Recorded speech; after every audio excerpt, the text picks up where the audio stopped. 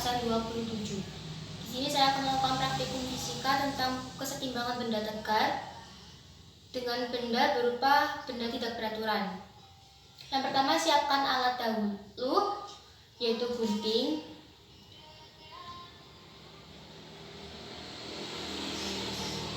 dan timbangan digital atau neraca pegas.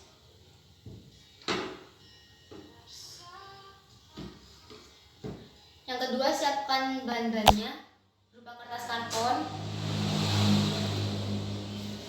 milimeter blok, poin dengan 3 warna, warna biru, warna merah, dan warna hitam, lem, benang, jarum atau jarum pentul, double tip, dan selasi, serta penggaris untuk mengukur kesetimbangannya.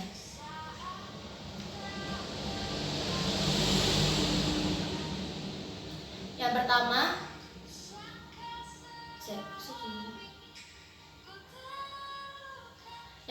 gunting karton menurut ukuran HVS, yaitu 29,7 cm kali 21 cm.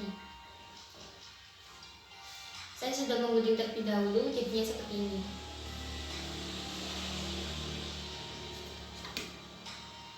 Langkah selanjutnya kita timbang.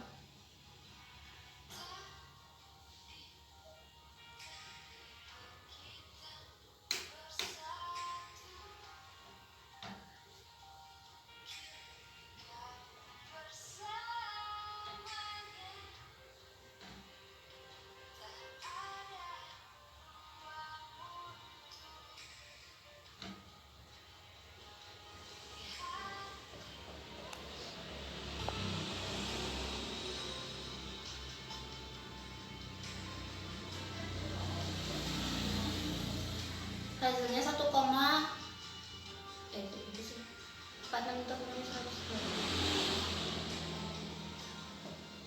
Setelah kita menimbang, kita potong dengan bentuk yang tidak beraturan.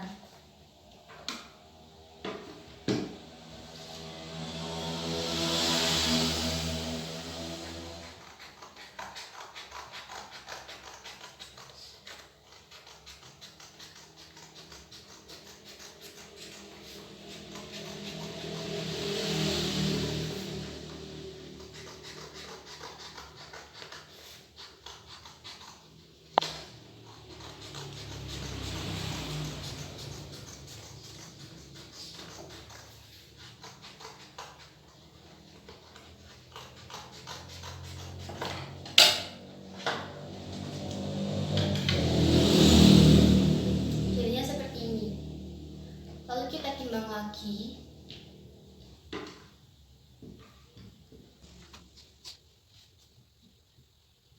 jika sudah, kita tancapkan karton ini ke kayu.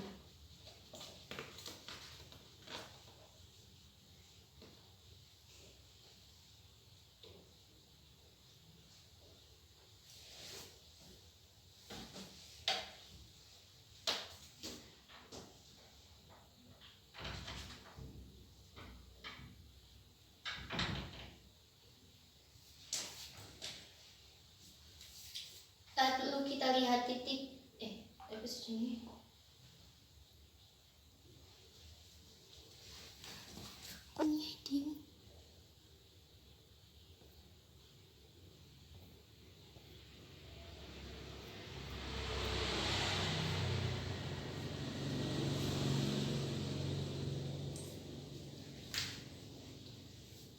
Lalu kita lihat apakah sudah seimbang atau belum. Jika sudah, kita gambar 3 titik untuk menemukan titik setimbangnya.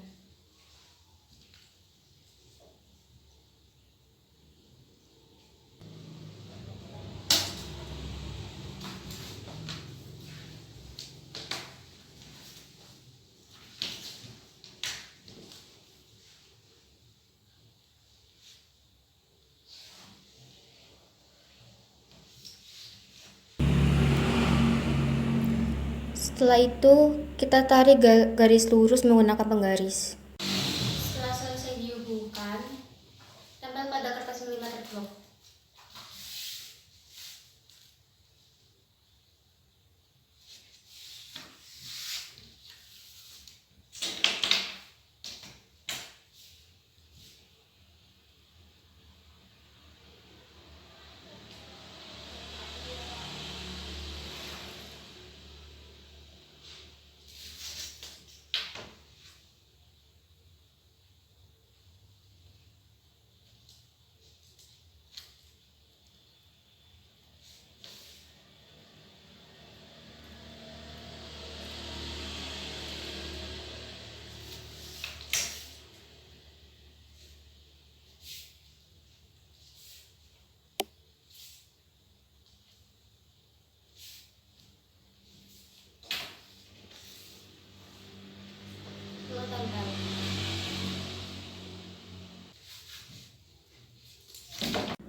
Akan menghasilkan seperti ini.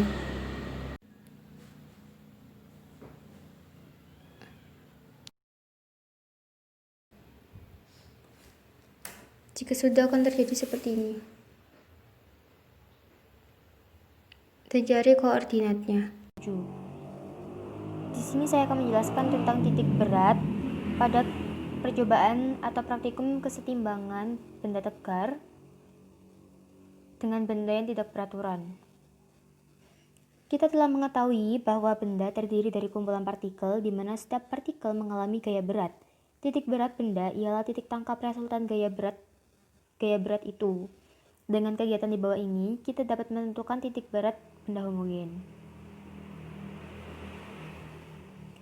Alat dan bahan, yang pertama karton, kedua paku atau jarum, ketiga penjepit dan statip, keempat benang, kelima gunting, keenam beban, yaitu berupa penghapus, yang ketujuh kertas grafik atau milimeter blok, yang kedelapan neraca Uhaus. Urutan kerja, kegiatan pertama, ambil karton tebal ukuran folio, kemudian gunting sehingga menghasilkan bentuk sembarang.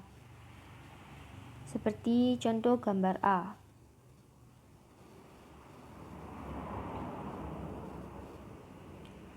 Buatlah lubang-lubang A, B, dan C pada karton tersebut, seperti gambar A.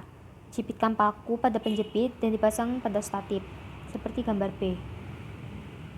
Dan tancapkan paku tersebut atau jarum tersebut ke kayu atau bisa lemari atau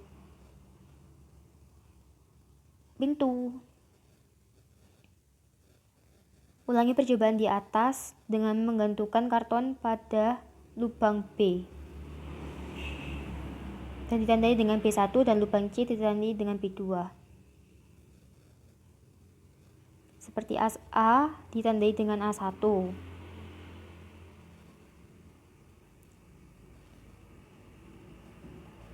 Hubungkan titik-titik A, A1, B, B1, dan C, C1. Apakah yang tampak pada hasil percobaan tentang titik potong ketiga garis tersebut? Ia memiliki titik potong pada titik massa pusat yang sama. Itu pada gambar C, titik pusat potong yang sama terletak di tengah-tengah perpotongan diagonal titik tersebut. Potonglah karton melalui garis A1 menjadi dua bagian, kemudian timbanglah masing-masing potongan tadi menjadi M1 dan M2. Kita telah menimbangnya menjadi M1 dan M2, yaitu M1 sama dengan 7 gram dan M2 menjadi 5 gram. Bagaimanakah perbandingan nilai M1 dan nilai M2? Nilai M1 lebih besar daripada nilai M2. Garis-garis yang memiliki sifat-sifat seperti AA1 ini disebut garis berat. Garis-garis berat lainnya pada benda itu yaitu garis-garis yang memiliki sifat-sifat seperti B, B1, dan C, C1.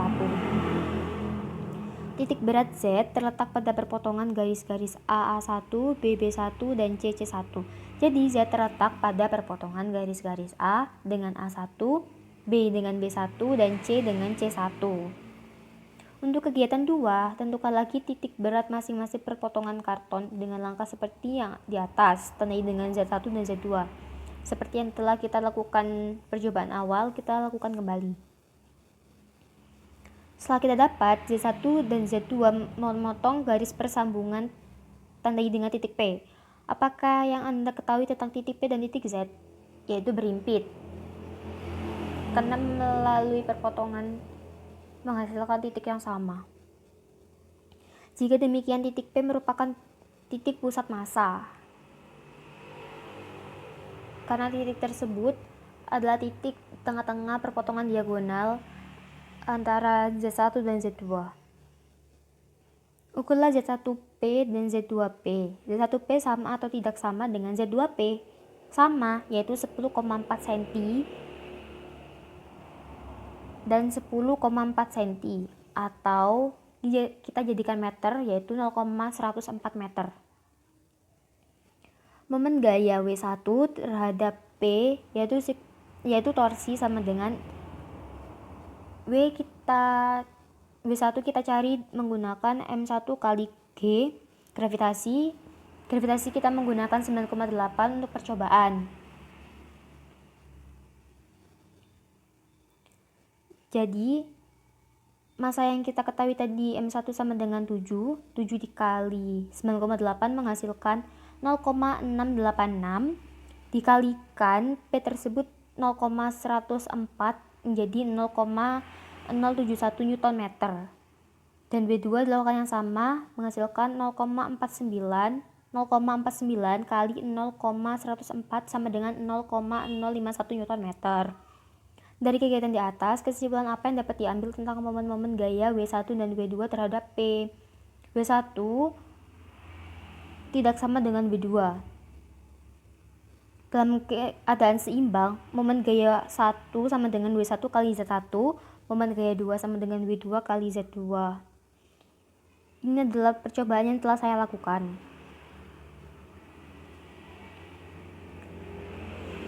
Telah saya tempelkan kedua perpotongan karton tersebut pada kertas grafik atau milimeter blok, menghasilkan data-data sebagai berikut.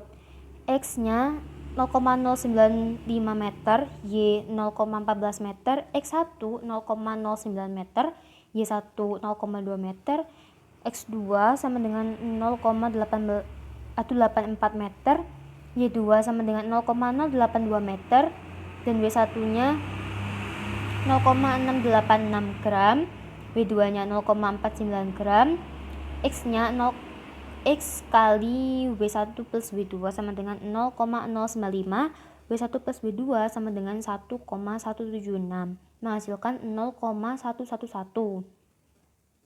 X1 W1 plus X2 W2 menghasilkan 0,155, Y1 W1 plus Y2 W2 menghasilkan 0,177. Bandingkan X dengan X1 plus X2.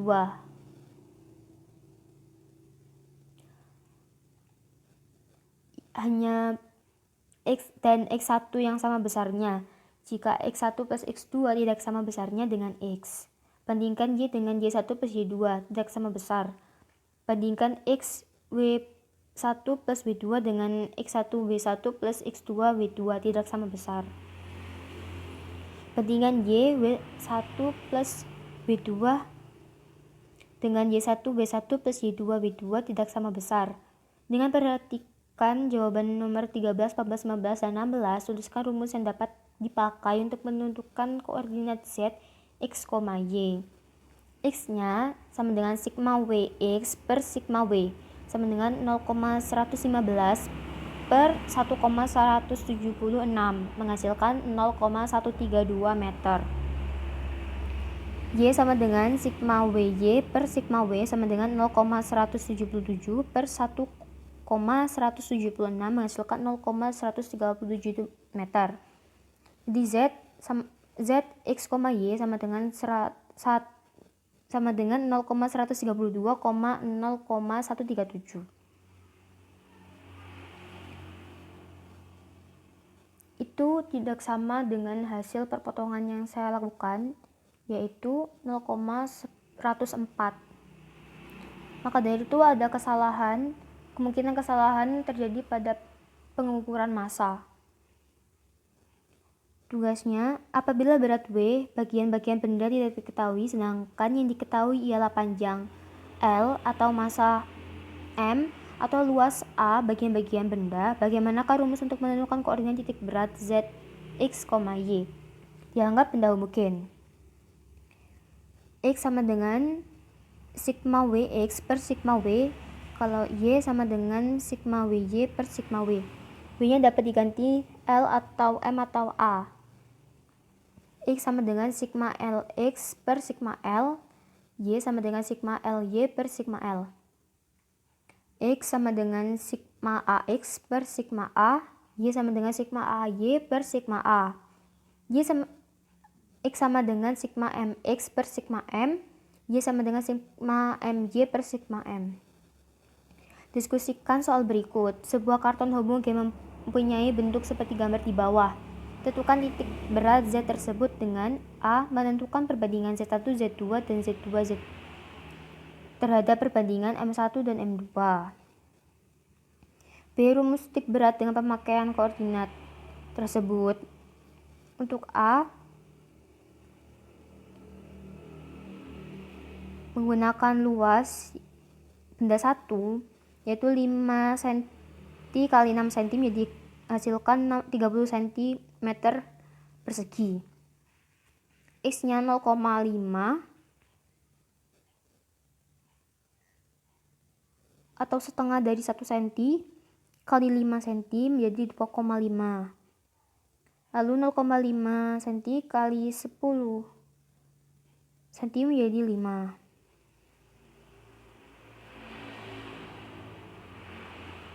Y-nya 0,5 kali 6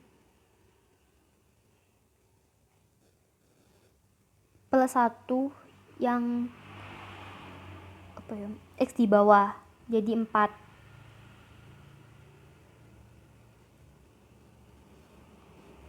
Untuk AX,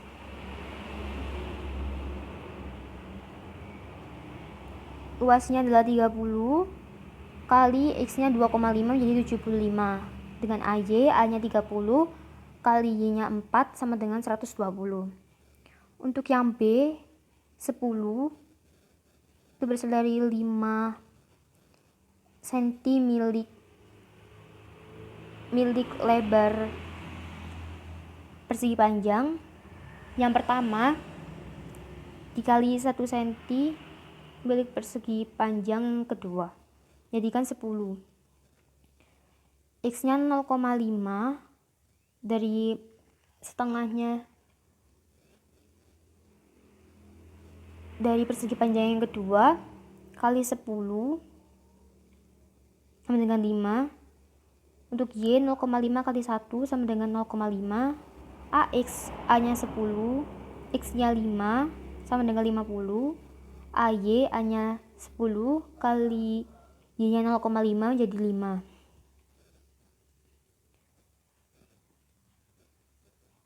A-nya ditambah untuk menjadi A total, yaitu 40, AX total 125, dan AY total 125. Jadi kita dapat mencari rumus titik berat dengan pemakaian koordinat tersebut. X sama dengan sigma AX per sigma A sama dengan 125 per 40 sama dengan 25 per 8. Untuk Y sama dengan sigma AY per sigma A sama dengan 125 per 40 sama dengan 25 per 8. Jadi perpotongan koordinatnya Z, X, Y sama dengan Z nya 25 per 8, 25 per 8. Kesimpulan yang dapat diambil yaitu suatu benda dapat dianggap terdiri atas bagian-bagian kecil atau partikel yang masing-masing memiliki berat-berat.